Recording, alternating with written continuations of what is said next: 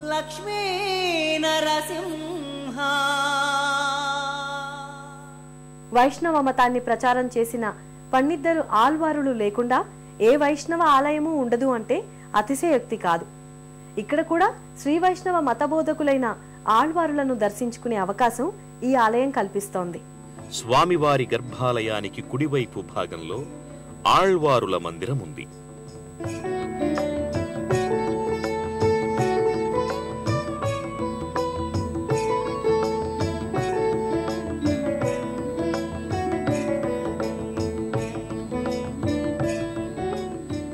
ఇందులో శివలింగం, ఇతరత్రా దేవతామూర్తులు కనిపిస్తాయి.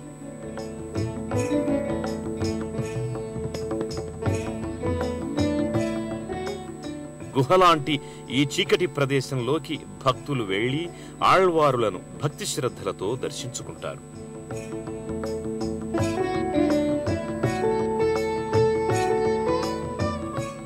కొందరు మహిళామణులకు స్వామివారు ఆవహించి తాను చెప్పదలుచుకున్న విషయం చెప్పిస్తాడని ప్రతీతి.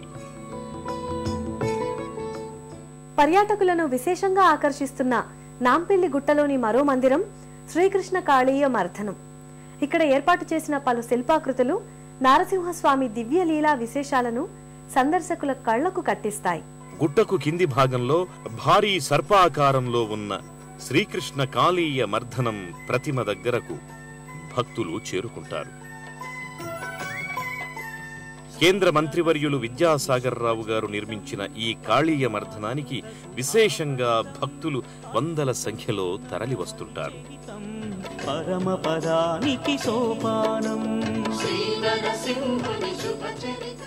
ఈ మందిరంలో శ్రీ నృసింహస్వామి చరిత్రకు సంబంధించిన ఘట్టాలు చిత్రాల రూపంలో పొందుపరిచారు.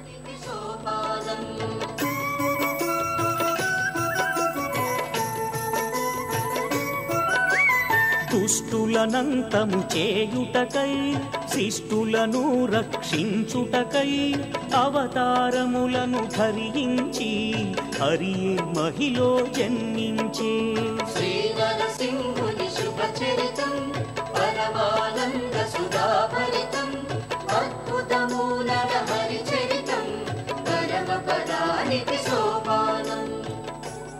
వైశాఖమాస చతుర్దశి రోజు నుండి వరుసగా 3 రోజులు నృసింహ జయంతి ఉత్సవాలు ఇక్కడ ఘనంగా జరుగుతాయి. జయ విజయులు ఇలా జన్మించి దైత్య కులమున ప్రభవించి దుష్ట కార్య నరసింహ